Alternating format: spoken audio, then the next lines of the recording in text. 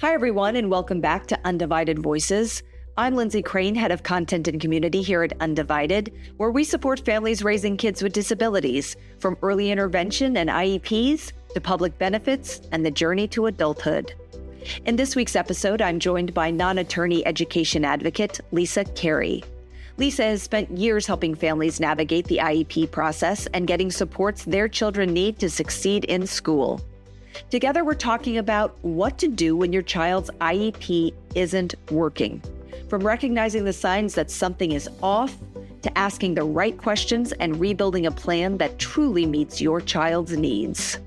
Whether you're seeing a lack of progress, missing accommodations, or just have that gut feeling something isn't right, this conversation is full of practical steps to help you advocate with confidence. Let's get started.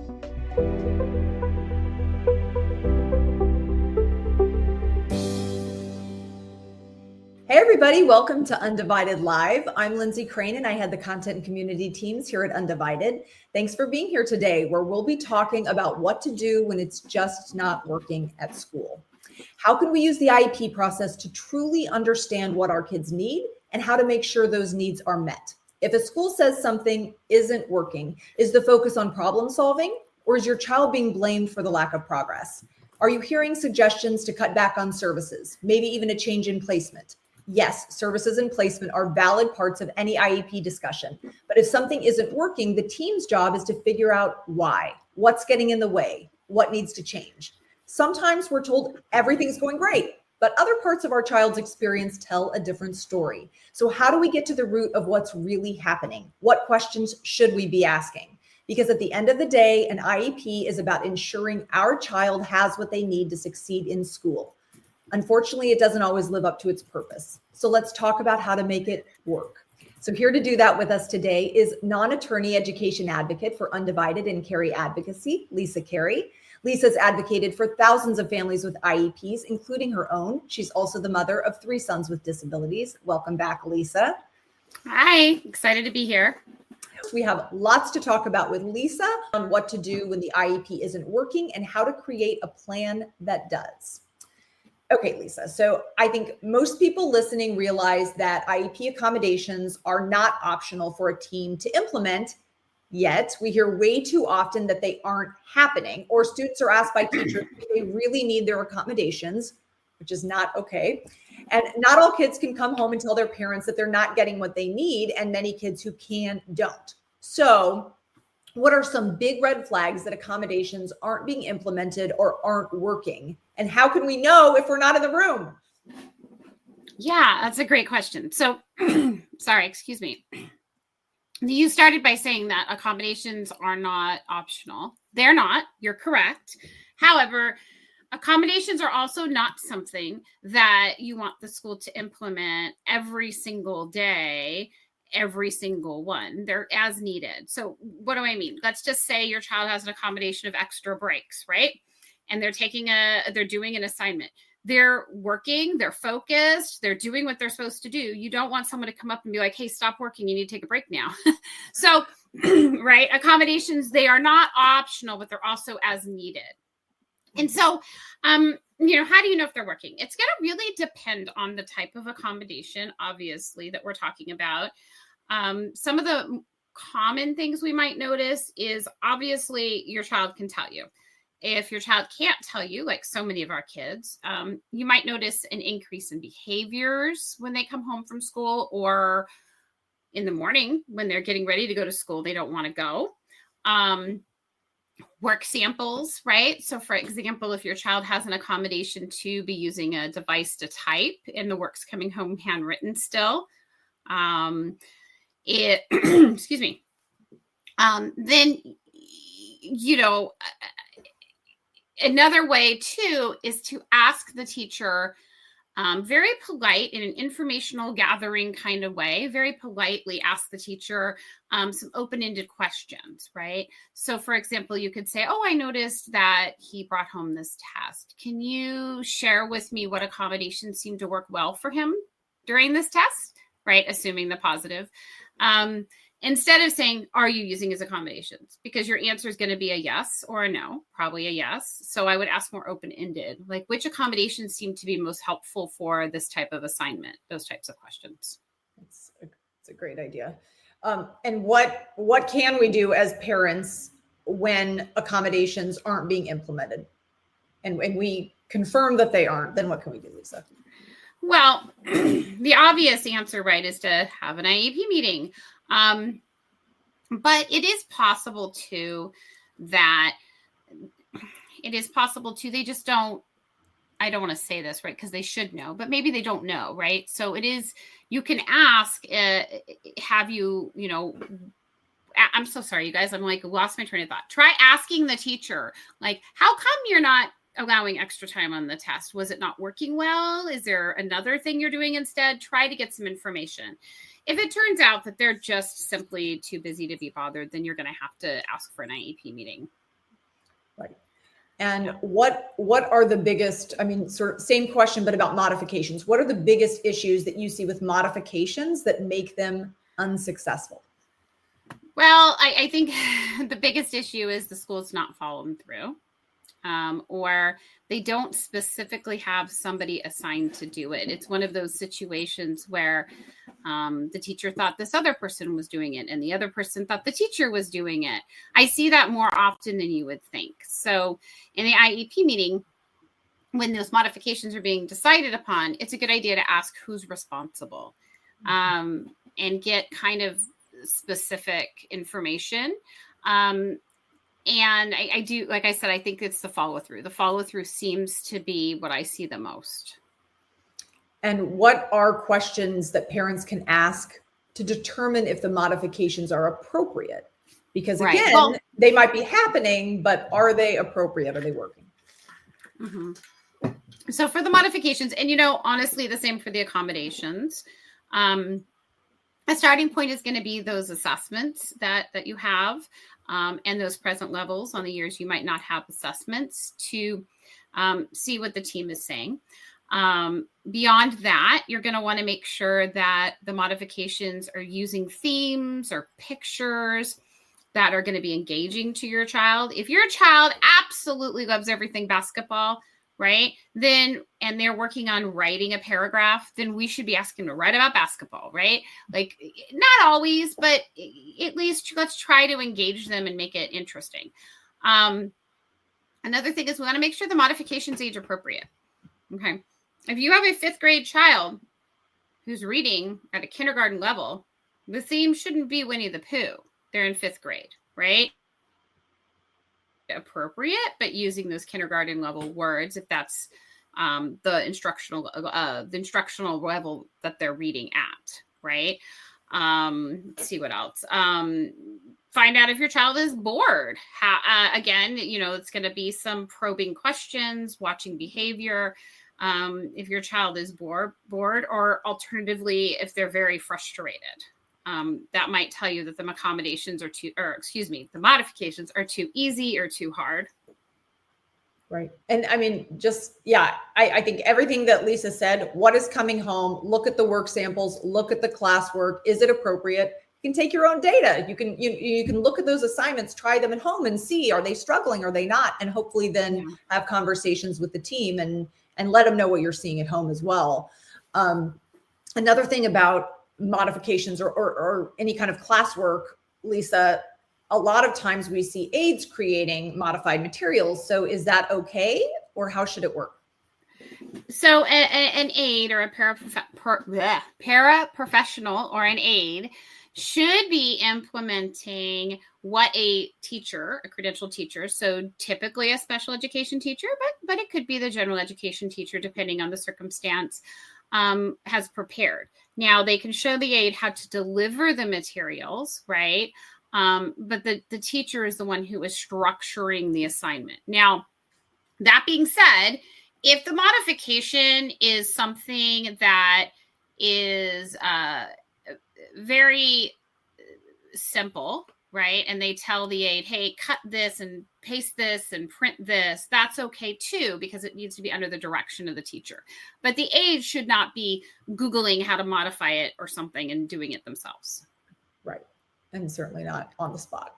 And whether that's a Yeah. classroom aide or a one-to-one aide, right? They should be Correct. taking direction from the teacher. Always. Right. Another Aides are not issue, teachers. Sorry. right? Yeah, exactly. And another issue that really shows us that things might not be working, like pullouts and isolation within a gen ed class, can be a big issue with accommodations or modifications. So specifically around modifications, what can we do if our child in gen ed is pulled out or pulled to a corner to work on a different lesson or assignment than the rest of the class? So I think in your question, there's two parts, right? One is if the child's working on something different, right? And the other is if they're pulled out or pulled aside. So if they're pulled out, that's really going to depend on how the IEP is written. So if it's written the child should be pulled out in the IEP, then they're going to be pulled out. If the pulled aside in the classroom, where we're kind of almost siloing the child within the room, right? That could be appropriate if other kids are being siloed or moved out in small groups too. So sometimes, for example, in a lower elementary class, you might have a group of 2 or 3 students working on this with this adult over here. And so if everybody's doing that, I personally don't have an issue with it.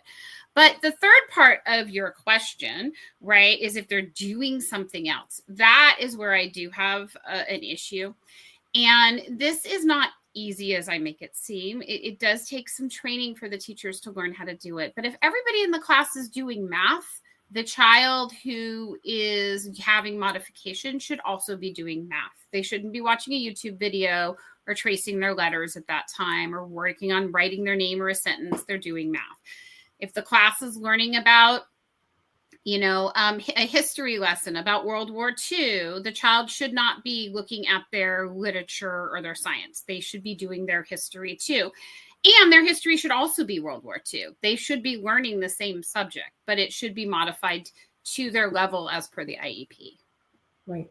And like you said, Lisa, sometimes that maybe that you might need some team training. So the team feels comfortable on how they're teaching, how your child is included in what that lesson is. And they might be working, maybe their work looks a little different, but they are absolutely a part of that class and should not be learning something different. And there was, you froze for just a minute, Lisa. So just a little clarification when you were saying that people that, if everyone is getting pulled out or doing separate things. And by that, I just want to clarify, because I'm sure that's like gen ed students too, right? Not that clusters of students with IEPs are being pulled out, but if that's how the class is run, that may be like, hey, we're going to go do this fun thing somewhere else. And like all the groups are rotating. That's what I just wanted to clarify with that statement. Yeah.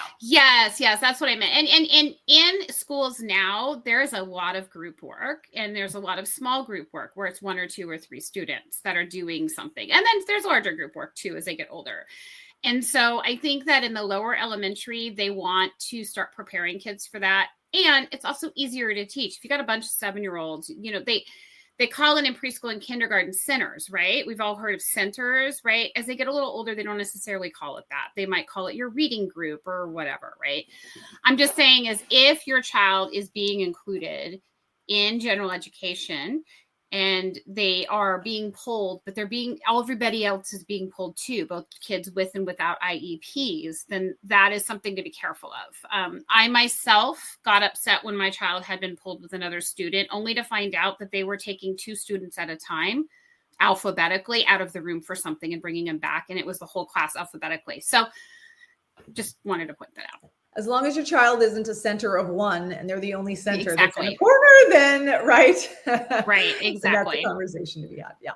And another huge issue, teachers and parents sometimes struggle with how to understand how they can make a gen ed setting work for a student who's significantly behind grade level. And the result is that student is often placed in a special education setting. So how can we make it work for example, if a child is developmentally at a 2nd grade level and they're in 8th grade, how can we advocate to make them successful in that gen ed 8th grade classroom? Well, so there's lots of things that can be done. The biggest problem or barrier, I guess I should say, to this is support for the staff right now.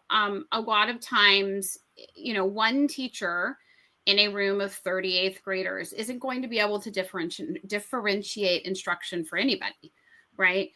So they need to have the support built into the classroom. That's obviously the first one. Then some of the other things, reading is literature is such, for me, the go-to because it's so easy to explain. But they have modified books. Okay, so for example, if the whole classroom, and it is a lot of fifth grade classes read Johnny Tremaine is the book, right? There can be a modified book which takes the same sort of key points of the story, right, and really simplifies it. So a chapter might be boiled down into a few sentences. And of course, they'll include some pictures and stuff. And the benefit for this is when the class has a class discussion about, the chapter that everyone was supposed to have just read, the child who has the lower reading level still knows what happened in the story, right? They still know that, making this up here, the character went to the store and bought a dog, whatever it is, right? So they're not feeling left out. They follow along. Alternatively, too, is if their auditory is good, then they could do an audiobook. Lots of them are free through the library. You can also even go on YouTube and oftentimes get audiobooks that just have a one static picture or whatever for the whole story. It's not actually a video. Gosh, I could talk about this forever, but yeah. Lots of ways to make this work. Again, I will go back to team training. And so if people, if they don't know how to make it work, then that's a discussion that you can have in the IEP. And I guess I just wanted to clarify that, Lisa. So there's so many things and there's so much research and there's so many strategies and tools to use to make inclusion successful. But all of these discussions and points can be included in the IEP. Yes. Yeah, absolutely. Right. And you mentioned assessments a little earlier, and sometimes we know exactly what assessments our kids might need, like an OT evaluation, and other times we just know that things aren't working, but we don't know how to fix it. So how do we know what assessments could help our kids? Yeah, so I don't think that, the parent is not the expert in assessments. You're the expert in your child, but you're not, unless you happen to be an OT or a speech therapist, right? You don't know what assessments your child needs. So what a parent can do is let the school know what your concern is or your need. And you can say, I am concerned with my child's ability to read. I'd like you to assess their reading, right? The school should, the expert at the school is who should choose what that assessment should be. You don't have to know the name of a specific assessment. And I actually discourage parents from asking for specific assessments by name, right? Like we all have heard of the Weschler or the CTOP or whatever. I actually don't want parents asking specifically, and instead just giving their area of concern, right? But I would also say, and I know this puts something on the parent, but be familiar with and I think Brittany's sharing something in the chat, but different kinds of assessments, meaning like, if you don't know like what an OT assessment covers, right? You can read about that, and there's, when you get into even low incidence disabilities, there are some really specific assessments in there that maybe even the experts on your team don't know about, and not like the specific name of an assessment, but things that are like legally required, right? So, if you have concerns, ask your team, like Lisa said, they should know. And, if you're hearing from other parents or you're hearing about other things, ask them again and, really have a discussion on what could benefit your child. Because sometimes the experts are experts and sometimes the experts might need a little help. And that doesn't necessarily have to be you, but just ask lots of questions within your team and outside of your team as well. Right.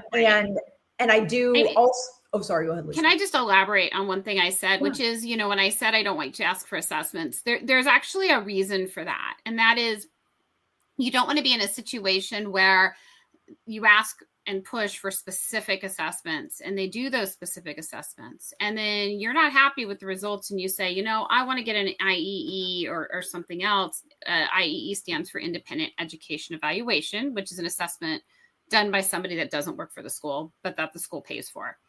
You don't want the school to say, well, I did the assessments that you demanded I do. I would have chosen something else. So we're going to do more assessments. So we want to let the school sort of have the first shot, and we want to let the expert use their expertise to figure out what the assessments are. I just wanted to clarify the why. Yeah, definitely. And a follow up on the IEE, or It's the individualized educational evaluation, right? Did I get that right? Yeah. But can you just explain? I mean, you gave us that definition, Lisa. But how can parents utilize their rights for an IEE? Yeah, if an assessment is done for your child and you disagree with the assessment, and that is literally the bar, you have to disagree, right? You don't have to have a specific disagreement. You just have to disagree. You can request the school district perform an individual education evaluation, IEE, which is where the district funds for an assessment by an outside assessor. And you usually want to request it in writing, because everything we do is going to be in writing, right? And the school district either has two responses that they're allowed to take: fund or file. Fund meaning, yes, here's how you go about doing it. And file is file to prove that their assessment is appropriate. File due process. And if that happens, you as a parent can either say never mind, or you can proceed to move forward to assert that you want an independent evaluation. Got it. And so just to sum up modifications, what are 5 tips to make them successful? 5 tips. Okay. So first I would ask for work samples. And I think when you ask for work samples, it's a good idea to ask for, if your child is in a general education classroom, right, and their work's being modified in that classroom, ask for the general education instructions for the same assignment. So you want to see what the general education, I keep saying general education students, but all of our students are general education students. So the kids without an IEP, right? See what their instructions for the assignment was, and then, look at the work sample to kind of compare how it was modified. You want to make sure that the IEP itself lists who's responsible for the modification. I said that. Again, we don't want to be in a situation where we think someone else is doing it and nobody does it. You want to look if the modifications are too easy or too hard. So ask open-ended questions. That's definitely an important one. And find out whether the modifications are excluding them from their peers. That's a good question. And I think the last one. No centers of one. Just remember that. No centers of one. No centers of one. I like that. That's actually a good way to think about it. And then, of course, the modifications should be aligned with the goals in the IEP wherever possible.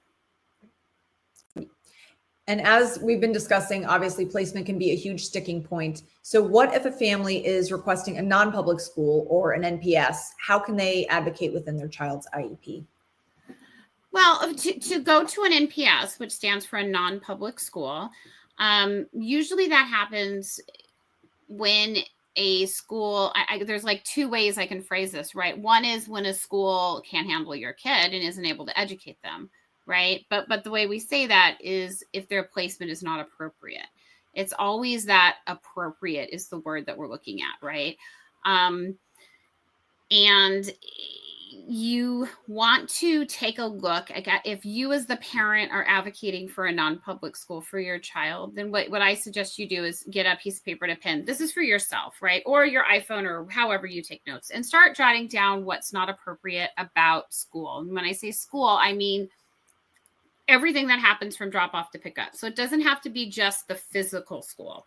It can be the academics, it can be speech, it can be peers, it can be safety, all of those things. And start making a list for yourself. Do we need, sorry, go ahead, Lisa. And I was going to say, how do you get an NPS? Well, once you've figured out why your school's not appropriate, simply start by asking for it in an IEP meeting. Sometimes the school might say yes. I've actually had that happen multiple times where we said, this is not appropriate and here's why, and we want to look at an NPS. And the school said, okay. Or they're going to say, absolutely not, this is appropriate, in which case you'll likely need an attorney. And do we need to request an assessment for a placement change? It depends. If you have just had your round of assessments, you're in your triennial, or you're in a continuation from your triennial, maybe not.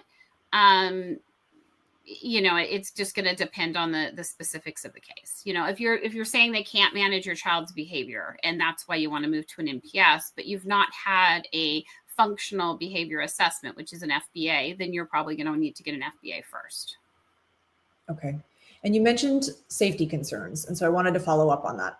What if there is a safety concern or something that requires an immediate placement change? What can parents do?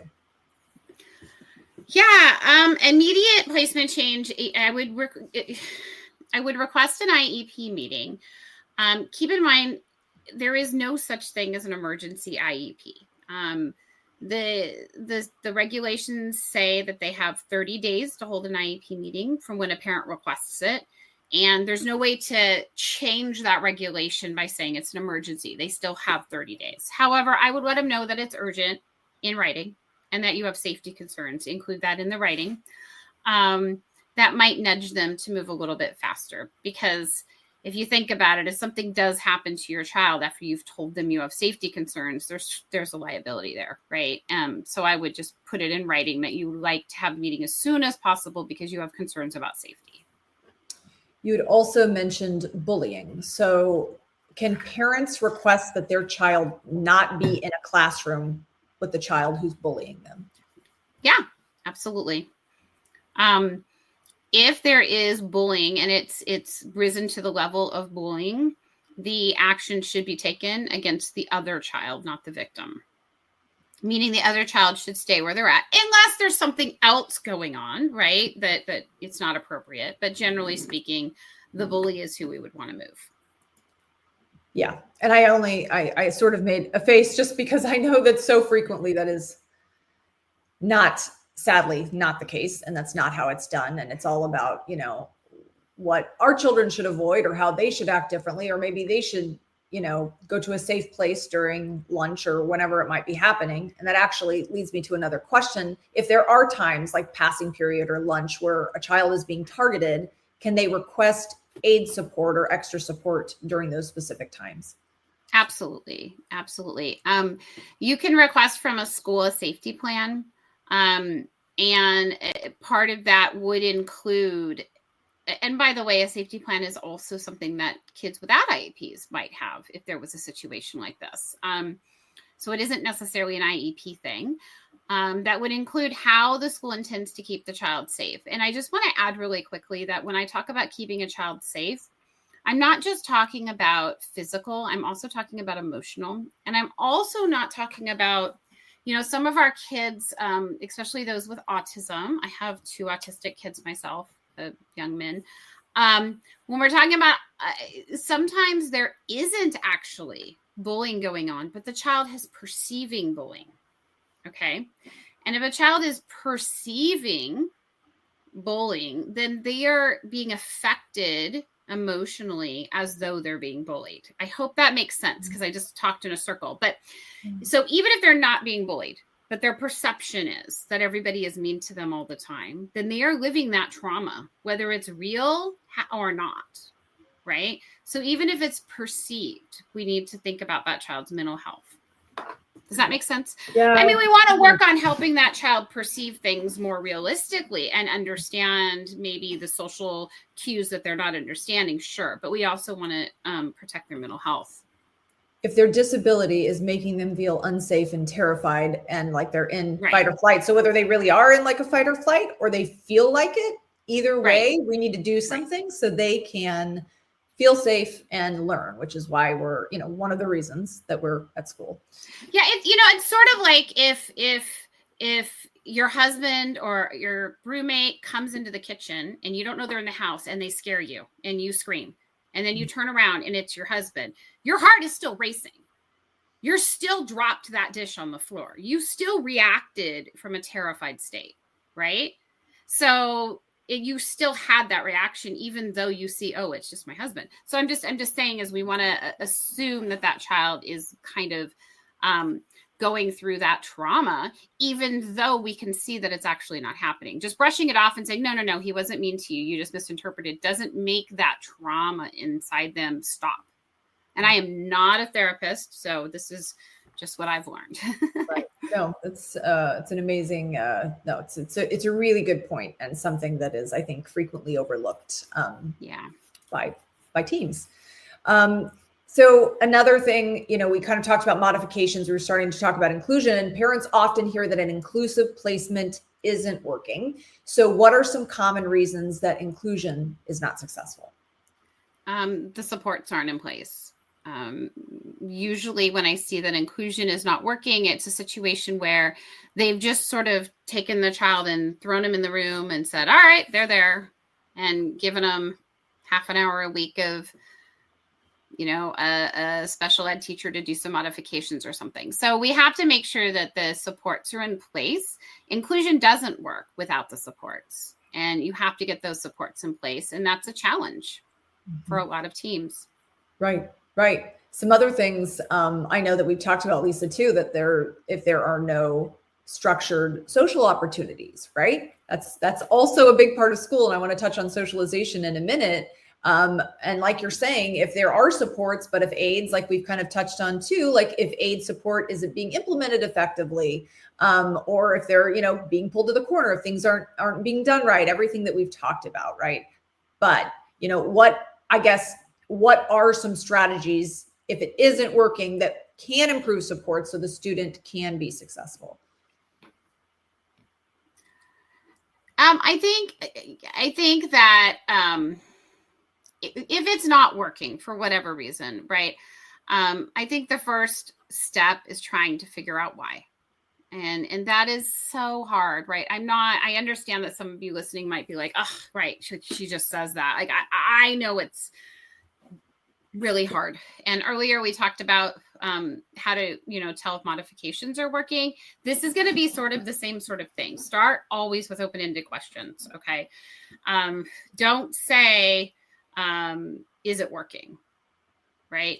Say, what is a particularly difficult time of day and what's happening during that time, right? That kind of question can get you so much information that will help you start to figure out what's actually going on in the classroom. And that's going to be the starting point. Right. Yeah. You can also do, there is an assessment that is becoming more and more common. It's an ecological assessment. And what that is about is having an expert come in that's usually an inclusion expert or an expert in inclusion. Some school districts actually contract or have hired this person for the whole district. And they look at the environment. They're not so much looking at the kid who we're including, but they're more looking at the environment and the structure of the day and the structure of the class to see what changes might be done to make the environment more inclusive. Right. Yeah, I think, and I know Brittany again is sharing some links in the chat, and you can read more about that. We just wrote that up because it's something that a lot of our kids need. That again, a lot of teams don't know about. And all of the strategies that Lisa's talking about all through today, right? Whether they're behavioral interventions, you can get peer mentoring, assistive tech, all these accommodations, modifications. There's so many tools that can be used. And I like how you said that, Lisa, that these assessments are really looking at the environment and not the student, because it isn't about how the student needs to change. It's how do we change that environment so the student can be successful.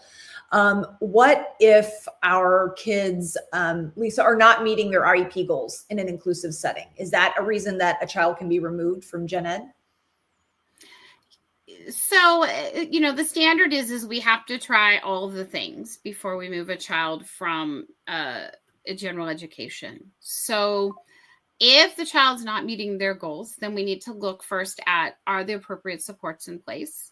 Are the appropriate accommodations and modifications? Is the appropriate staffing there? Is there all of those things, right? Does the child need more speech? Does the child need more OT? Does the child need an aid? Does the child need an aid only for lunchtime? Whatever we're going to look at.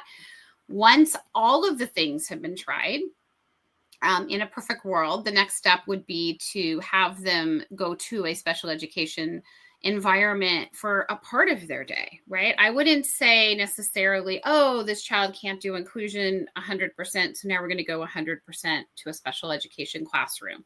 I would say, well, let's just do math over in special ed and the rest of the day, so try to find that balance where they can still be included as much as possible. And that does actually get a little bit easier in middle school, believe it or not, because everybody has a different math class, right? Or high school, just in my example. Right. Although sometimes it does get a lot more difficult as kids get older Socially. and to talk to your teams. I think a lot of teams have a harder time seeing how inclusion can work as kids get older and those gaps get wider, but the conversation is the same. It really is. And then Lisa, so are your answers, is that the same, like in any placement, if kids aren't meeting their IEP goals, what do we need to do? Are those answers the same? Yeah. Like what's missing? Why? I always want to know why, right? Was the goal too lofty? Well, if the goal was too lofty, why did we think a year ago or 6 months ago that it was appropriate? What changed, right? Because everybody agreed that it was appropriate. Did the child change that drastically? I doubt it, highly. Though it is possible, right? Something, the kid could have gotten sick, whatever, something happened. But I would want to start with why and what's missing. Right. What do we need to do differently? And too often, our kids or their disabilities are blamed when things aren't working. And maybe we're told that they're not capable, of appropriate behavior or academics, progress, whatever it may be. It's really wrong. So how can we respond, Lisa?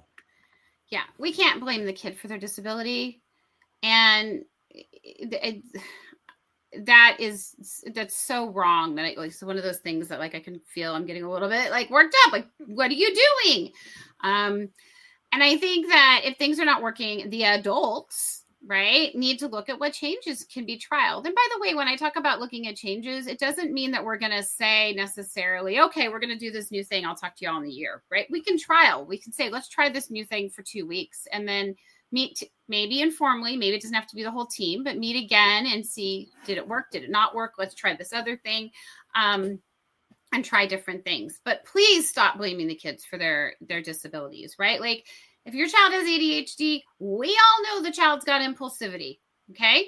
And we can't say, oh, well, the child's just too impulsive and keeps poking their peer with a pencil, whatever it is, right? We need to restructure that environment so they're not able to poke the peer with the pencil, but they're still in the classroom and in the environment, right? So maybe all of the desks need to be turned at angles. I don't know. But if they do it to the whole class, it's still inclusive, is my point. Right. And everything we're talking about today is about solutions and strategies. It's not about punitive measures against our kids. And a lot of times things really do get turned around. So it's really important to level set. And another huge issue for our kids in any placement can be behavior. So what about a student's behavior plan?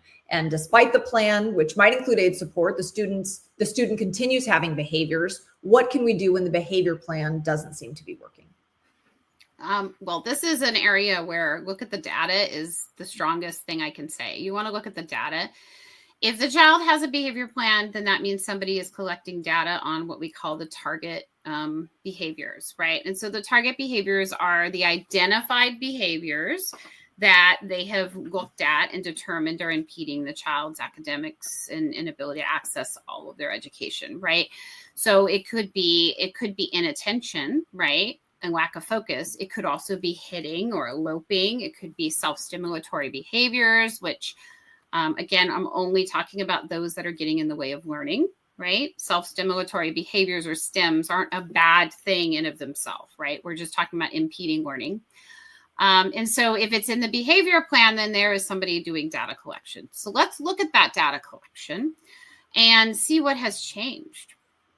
Maybe when the plan was written, the behavior only happened at transitions, but now it's not even happening at transitions. It's now happening, whatever, during math. I don't know. I pick on math a lot because that's my area that I'm very not good with. But we want to look at the data. And honestly, this is a place where in my brain, because I really try to be polite in IEP meetings, but in my brain, when they talk about all the reasons that the kid is not whatever, in my brain, I'm always saying, well, that's your opinion. Where's the data? I want, that's subjective. I want objective data collection. And if there's a behavior plan, that should be available. Right. And just back to that blaming question, if a school is constantly sending our child out of class, if they're stimming or if they're moving around, how do we handle that? Yeah. So if the child I'm sort of thinking through how to answer, because one of the reasons we hear that kids are sent out is they're disruptive. I don't know about you guys, but if you ever volunteered in a classroom, classrooms are loud, they're busy, they're often chaos, at least in elementary school, right? Maybe in high school, we're looking a little bit better, but classrooms are not these. I love how people say, well, their kid needs to go into a more quiet room.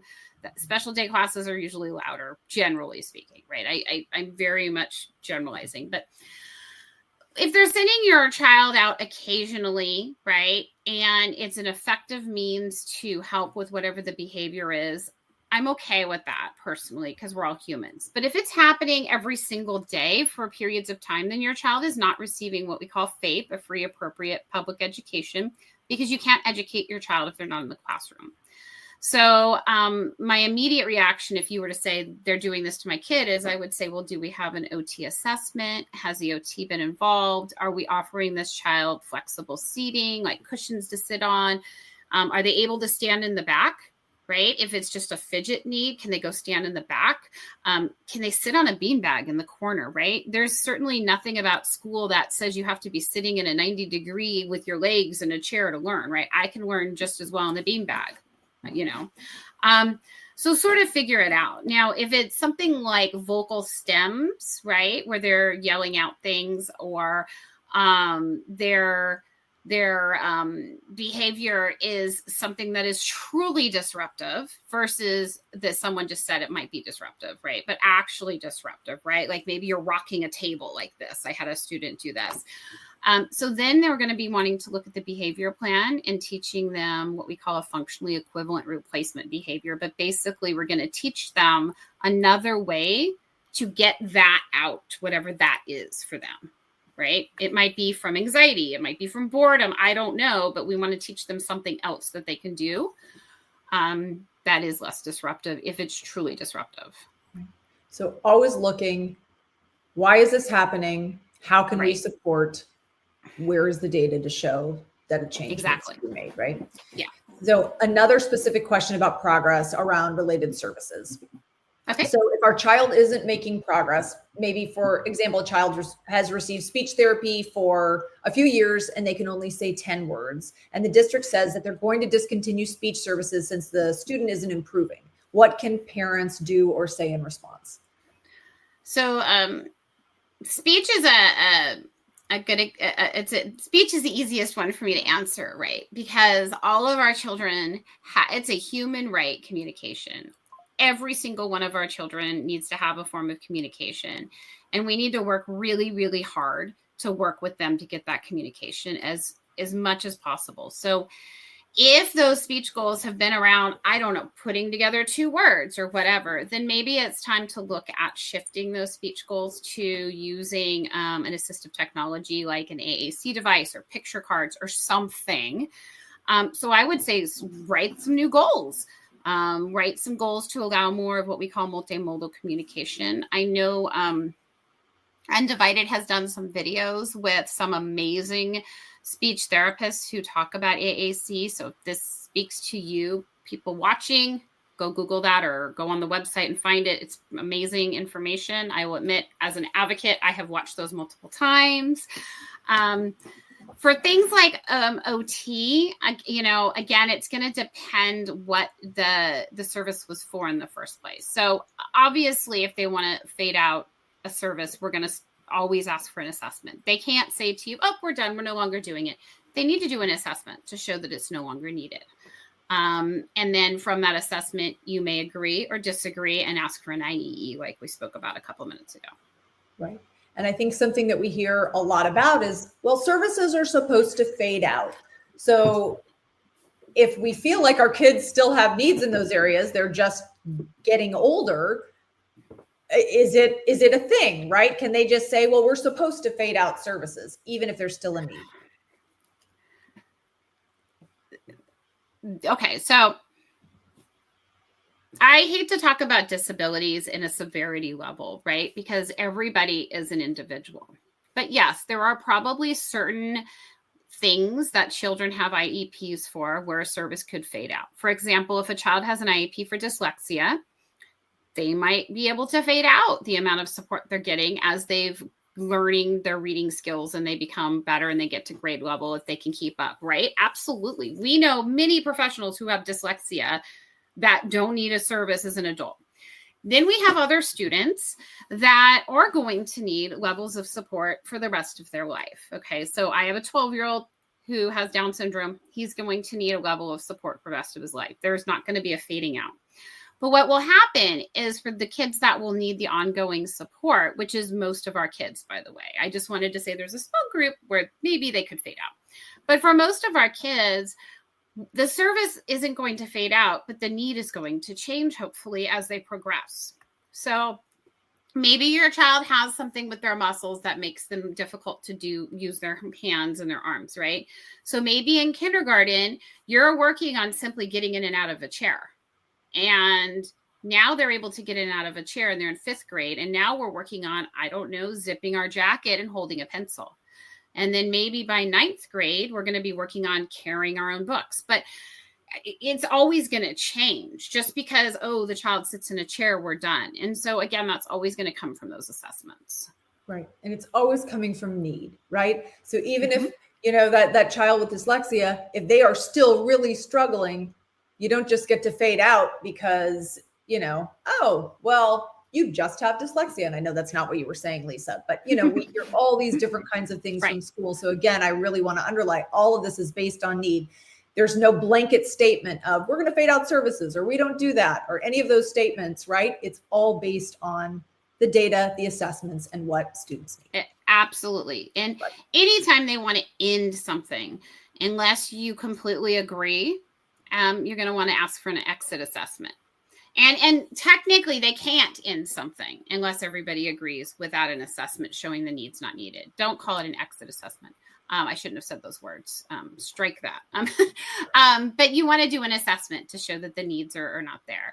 Where the words exit assessment might be relevant is if your child's getting a diploma and they're having their last assessment. So that's where my brain went. Got it. Well, and another thing that we've touched on in a couple different ways is socialization. And school isn't working if our kids don't have friends. So how can we bring in socialization and friendships to the IEP? Yeah. This is actually, this is an area that I think a lot of times we struggle with our teams because we're going to hear, if we push, we're going to hear things like, well, we can't make them have friends or we can't make friends want to be with them, right? And that's actually true, right? So what you want to look at is, there's a lot of social skills goals that we can write in an IEP that are pretty, you can look on Undivided's website. There's lots of goals. But I think that when we're talking about like friendships at school, okay, I'm sorry. I am like the poster child for Undivided. There's a wonderful Undivided video by Mary Fav. How do you say her last name? Dr. Mary Falvey. Yes. Yeah, so maybe the team could put the link in the chat. Amazing. Talks about proximity and all of those things. So thinking about what she talks about, I would try to get into the IEP, like in the notes or something, that somebody, whoever that person is, identify, right? The resource teacher, the school counselor, the OT, I don't care. Well, encourage your child to join a middle school club. A lot of the clubs at middle school and high school, they have clubs at lunch, right? And these clubs are student run and student driven. So they could be the Minecraft club or the Dungeons and Dragons, okay, aged myself club, or the reading club or the chess club or the Lego club, whatever. Encourage them to help your child get into that club. Now they're open to everybody, but some of our kids might need that prompting, like, hey, let's go up to Miss room. The Lego club's in there and you love Legos. Let's go check it out. And those types of situations tend to be easier for kids with social skills concerns because you know what you're going to talk about in the Lego club. And you know what is expected in a Lego club, right? That's easy. You don't have to try to figure out what to talk about, especially, for our kids that might be autistic or have those type of things. So those are the types of things. I would also make sure that regardless of whatever class your child is in, whether it's a special education class or a general education class or a combination, that you are on those mailing lists from the room moms or whoever handles that, so that you know when there's a dance or when there's a school-wide event, a trunk or treat or whatever, and make an effort to get your child there so that they can have that opportunity too. Yeah, I have frequently heard and experienced in special ed classes, a lot of times, those parents can be left off of those communications, or even if like, hey, let's have something where everyone's going to go meet at a park, right? Like if your child is in a special ed class, how do we make sure all that communication is happening so that you know everything that's going on, socially in and out of school as well. And Lisa, I've asked about a lot of specifics, but sometimes, we don't know what our kids need. I mean, we know things aren't working, but we don't know why or what could help. And many parents just know, like, my kid isn't getting it, or they're frustrated, or they're not making progress. And most of us aren't teachers. So we know our kids, but we don't always know how to help them. So how are we supposed to know what we don't know? And the school is supposed to know, but how can we get help if we feel like the school is holding back? Okay. I have a kind of two things. So the first one is ask the school. Don't accuse. We're always going to come at this from a place of collaboration as much as possible. I know some of us have been really burned by our schools, but let's start just by asking. Ask about communication logs. Ask about what's going on. You don't know what you don't know is the premise of your question. And the only way that you can find out what you don't know is if someone tells you or you read it, right? So just start by asking. But my bigger answer is find your community. And I cannot stress this enough. This isn't even advocate advice. This is mom advice. I have a 21-year-old, an 18-year-old, and a 12-year-old with disabilities. And if I had not found my community, and what I mean by that is when my oldest was diagnosed, we had these Google, Yahoo email listservs. Yes, I just used myself. I remember those. And that was where I found out what I didn't know. I would ask questions of people like, oh, my kid's not learning this, or my kid's having this problem. And they would be like, oh, that's how I learned about Regional Center for the first time. Okay. And now we have Facebook groups. We have disability specific organizations. There's for Down syndrome, there's Club 21 and Down syndrome organizations. There's a cerebral palsy association. There's the autism groups. Like, there are so many organizations. And Undivided. Undivided, I'm apparently the poster child today for Undivided, but Undivided has a Facebook group. I just asked a question in there yesterday about earthquakes in my kids. So find your community. And I know a lot of people think they don't have time, but this could totally be what you do before bed what we currently call doom scrolling. Go into some of these groups and just read some other people's posts, and you will learn things that you didn't even know you didn't know. It doesn't all have to be doom, but yes. Right. Well, and I know, but I'm just saying is we have this thing we call doom scrolling right now, yes. Right? Okay. So go to a parenting group that's for your disability or not. It could be general and read. And that's really how you're going to learn and listen. Yeah. Community. And community. Super great points when you're talking about that relationship, collaboration, communication, because this is a relationship that requires both, right? With the schools, that is a partnership. And in many cases, depending on how long you're in a district, that could last over a decade. But Lisa, like, despite our greatest efforts and all the tips that you're sharing today, if things are still not working, what are our options? Yeah.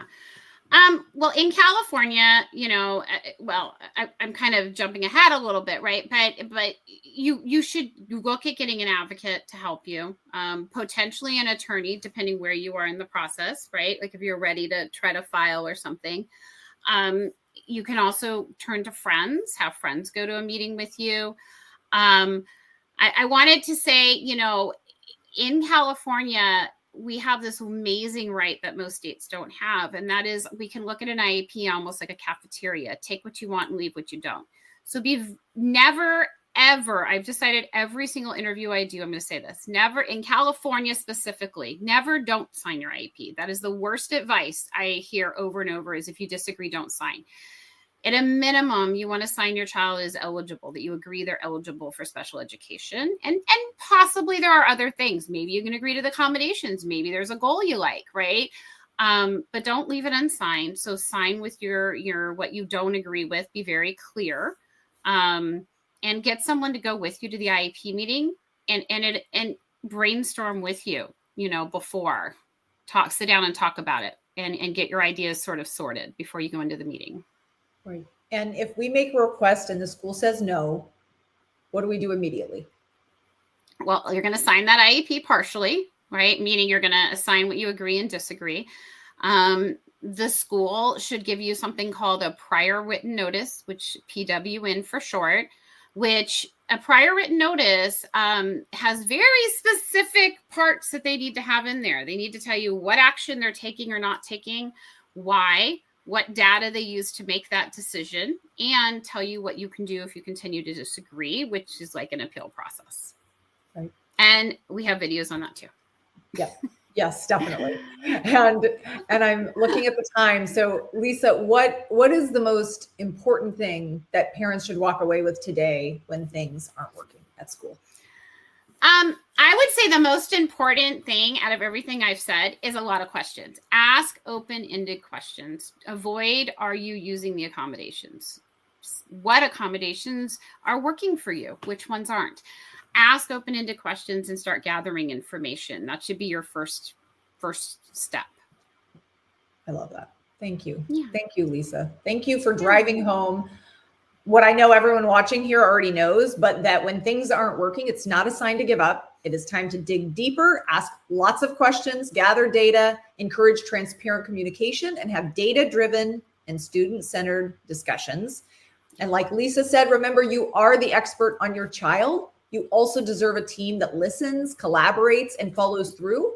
And we hope that can happen. And when it doesn't, as Lisa discussed today, you do have options.